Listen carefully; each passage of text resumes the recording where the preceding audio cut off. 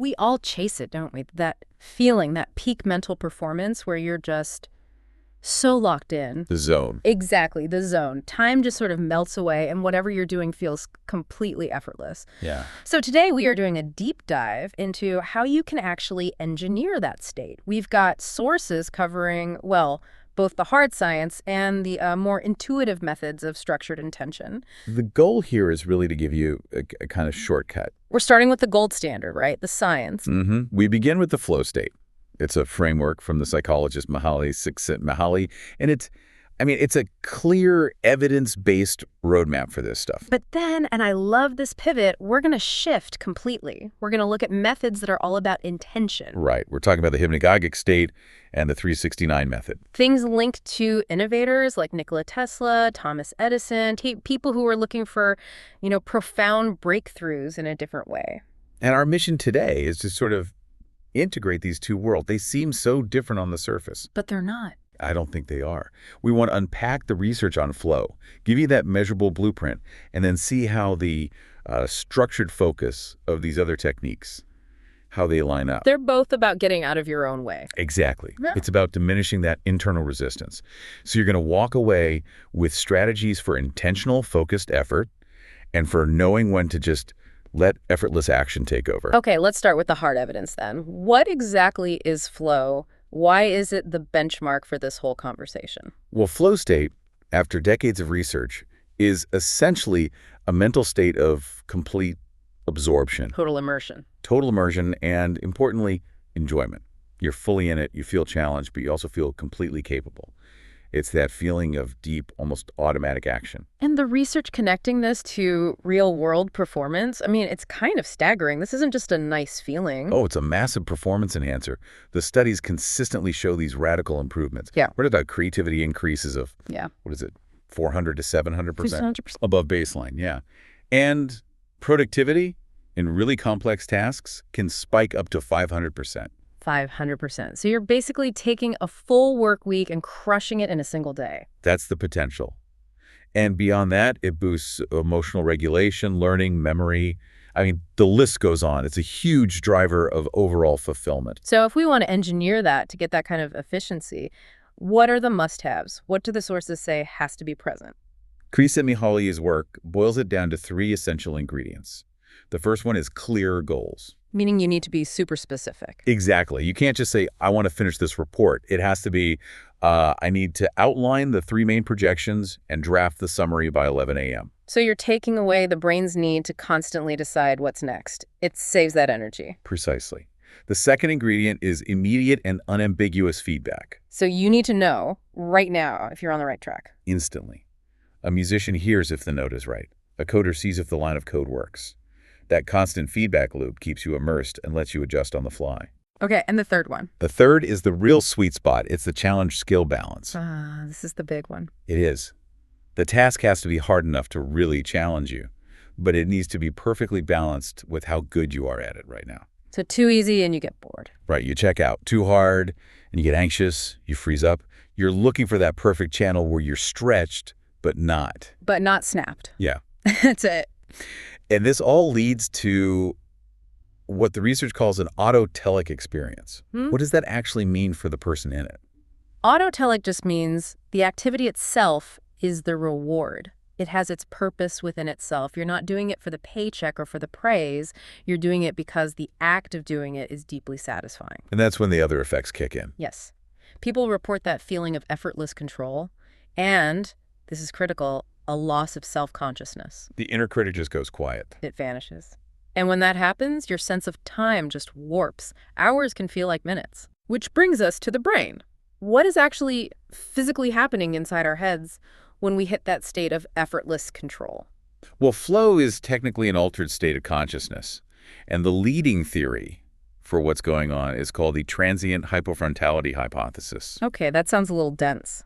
It does, but it really explains the magic. It just means there's a transient or temporary decrease in activity in your prefrontal cortex. And the prefrontal cortex is what? Our inner CEO? Pretty much. It's the part responsible for all those higher cognitive functions.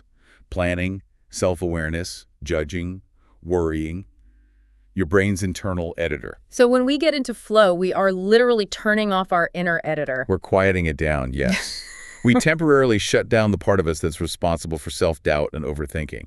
And that allows the part of the brain that's just about pure action to take over. So you stop thinking about doing the thing and you just do it. Exactly. It's that merging of action and awareness. It feels automatic. And it feels really, really good. That has to be chemical, right? Oh, absolutely. It's arguably the most potent chemical cocktail your brain can produce. You get a flood of these performance-enhancing neurochemicals. We're talking norepinephrine, dopamine, anandamide, endorphins, serotonin. Wow. Dopamine is huge here. It's the reward chemical. It makes us focus. But then you get andamide, which they call the bliss molecule.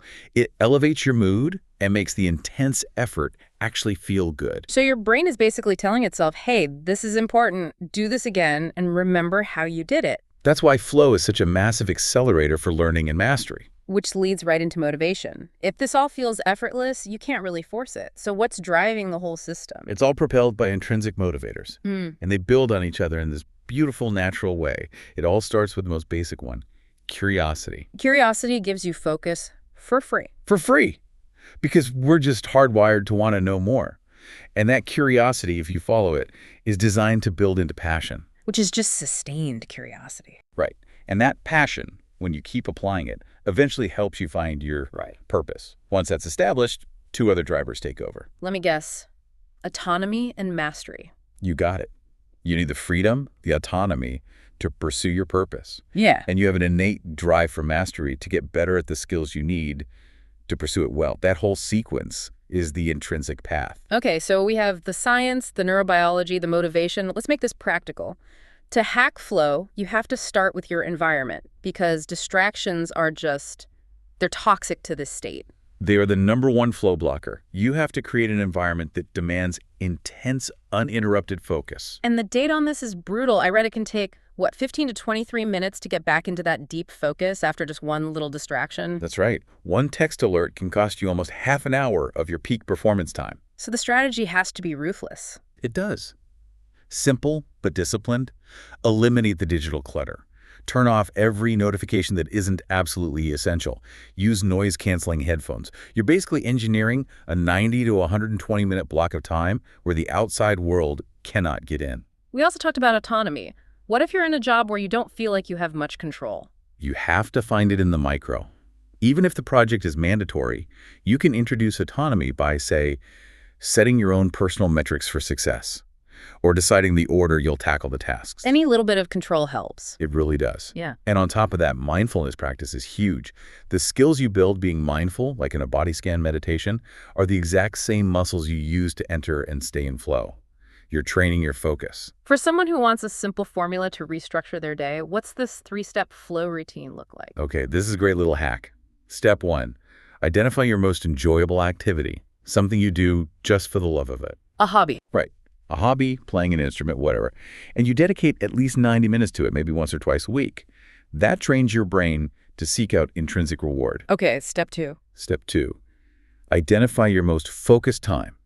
Respect your own body clock. If you're a morning person, don't waste that peak brain time on email. Use that 90 minutes for your most important, challenging task. And step 3. Choose a daily recovery time. This is the one everyone skips. You have to completely detach from work and technology, no passive scrolling, go for a walk, be with people you love. You have to clean the mental slate to be ready for flow the next day. That is a powerful science-backed foundation. Okay, let's make that transition now. We're shifting from the external science of flow to a more internal, intuitive approach. We're moving into the realm of the hypnagogic state. The twilight mind. Exactly. That subtle liminal state right as you're falling asleep or just as you're waking up. This was the secret weapon for a lot of great inventors, wasn't it? Edison would hold steel balls in his hands. And they drop and wake him up the second he drifted off, so he could capture whatever insights came to him in that window. Why does that state work so well? Because in the hypnagogic state, your inner critic powers down before your conscious logical mind does. The filter just gets weaker. The barrier between your conscious and subconscious mind becomes incredibly thin. So it's the same goal as flow's transient hypofrontality, just a different route to get there. You're letting ideas through without that instant judgment. You're bypassing the ego. It is the perfect moment for, as some sources put it, planting a desire without resistance. And this brings us straight to Nikola Tesla. Right. Tesla's famous quote, "If you only knew the magnificence of 3, 6, and 9, you would have the key to the universe." Now, he was interested in energy and frequency, but spiritual and focus practices have adopted those numbers to create a really structured framework. Yeah. The 369 method. Which is basically using repetition to reprogram your subconscious. It is. It uses the consistency of those numbers to just drill an intention into your mind until it becomes an automatic thought pattern. And the structure is pretty straightforward. Very. It starts with writing or saying your affirmation 3 times in the morning, right when you wake up. You're setting the tone for the day. Then what? Then you do it 6 times in the afternoon. This is to reinforce the intention, keep it active while you're going about your day. And finally, 9 times in the evening, right before sleep. Right before sleep, to really imprint that desire deep into the subconscious when it's most receptive, back to that hypnagogic state we were just talking about. But the key isn't just mindlessly repeating the words, is it? No, not at all. The real power comes from 2 other components. First, clarity. The goal has to be specific, and you have to state it in the present tense as if it's already true. And second, You have to feel the emotion. You can't just say the words. You have to visualize it and feel the joy or the relief or the gratitude as if it has already happened. That emotional charge is the accelerator. And it requires consistency and also a degree of surrender, right? A kind of letting go. That's the paradox, isn't it? It's the power of detachment. You do the focus work, you plant the seed, but then if you obsess over the how and the when, you just create anxiety. And anxiety kills flow. So you have to trust the outcome. Which is the perfect bridge, because when you put these 2 paths side by side, the science of flow and the intention of 369, you start to see they're really pointing to the same place. They absolutely are. They converge on the same core principles. Number 1, intense focus. Flow gets it through eliminating distractions. 369 gets it through deliberate, structured repetition. Both are about silencing the noise. Number 2, clear intention. Flow demands clear goals. The 369 method demands a crystal clear outcome. The mind needs a target. And number 3, maybe the most important link, letting go of resistance. Flow does it by quieting the prefrontal cortex. The 369 method does it by quieting the inner critic in that twilight state. Both are about stopping what some people call the sickness of effort. I like that. The sickness of effort. Flow is really just finding the natural rhythm of things when you stop fighting it, when you stop judging and just act. Think about the Bannister effect. For decades, everyone knew the 4-minute mile was physically impossible, a biological wall. And then Roger Bannister did it. He did. And as soon as he broke it, the mental frame for every other runner on the planet shifted. And suddenly, dozens of people could do it. The biology didn't change, the belief did. So the final thought for you listening. If flow is already hardwired into your biology, and the hypnagogic state gives you a direct line to your subconscious, what impossible thing are you not even attempting just because you haven't given yourself permission to believe it's possible yet? The key is to stop fighting, choose your focus, and then trust the flow. That's it. The power isn't in some mystical secret. It's in the practice of aligning your focus with your intention. It's about choosing your work, eliminating the noise, and feeling the feeling of the wish fulfilled. So think of one big complex task you have this week, and just try one thing we talked about. Whether it's setting 3 clear flow goals or using that 369 rhythm, just try it. Invite that state into your life and see what happens.